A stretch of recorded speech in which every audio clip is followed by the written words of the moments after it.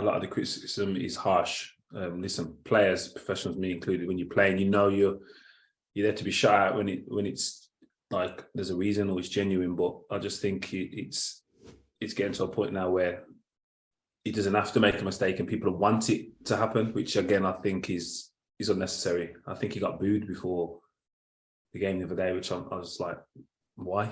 You know what I mean? That who is that helping? You know what I mean?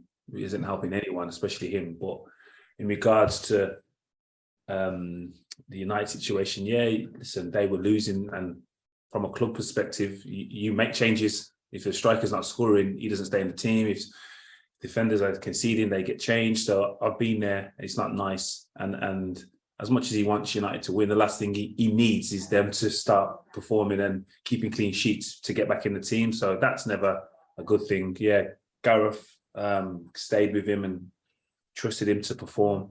Like he said, one of the games was fine, and then he made an error in the second game. And I think, again, it's difficult for defenders to kind of play their way out of a bad run. I've been in that situation myself, and you tend to want to do things that get you out of that form of being criticised or making mistakes. And you then come to realise you need to have a game where you go unnoticed. You need to just, no one mentions you. And then all of a sudden that gives you the confidence. And it's easier said than done, but yeah, it's never a straightforward process of, oh, next game I'll be okay, because confidence is so underestimated in sport, especially football. Like you just, when you're confident, you feel faster, you feel quicker. When you're not, you tentative, your touch is a bit looser, and it's just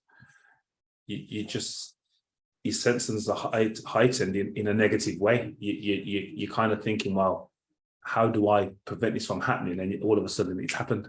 You know what I mean? Him giving the ball away and then committing the foul is like a double whammy, to where you're thinking, I need to make this right. I've given the ball away, I need to make it right, and then I need to win it, instead of thinking, well, how do I not make him score, not let him get a shot off, and it just leads to another thing. But yeah, listen, he's Man United captain, he's England regular, he's not an average player. So I'm sure sooner rather than later he'll be fine. He'll be playing for both club and country, playing well, and people forget this because I think it's been so long since there's been a player that the fans wanted to target or media wanted to target, because the team has performed so well. You know what I mean? We can't forget how well this team, this squad has performed over the last two tournaments, and I think now it's one of them where things haven't gone so well. So who do we decide is going to be the victim? And I was from an era where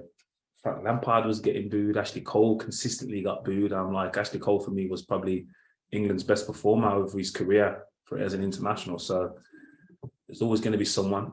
Just unfortunately for Harry, it's him.